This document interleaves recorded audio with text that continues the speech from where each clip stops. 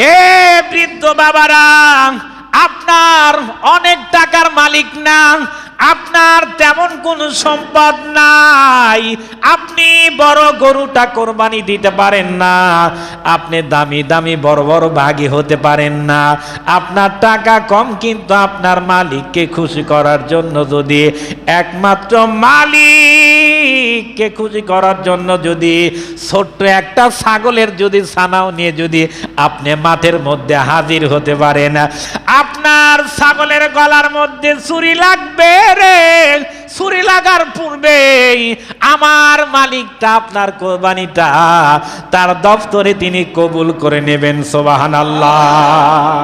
কোরবানির শর্ত হচ্ছে হালাল ইনকাম, হারামখোর, সুদখোর আর ঘুষখোর এর সঙ্গে ভাগী হলে আপনার কোরবানিটা আল্লাহ পাক কবুল করবেন না। একটু নাউযুবিল্লাহ বললেন না?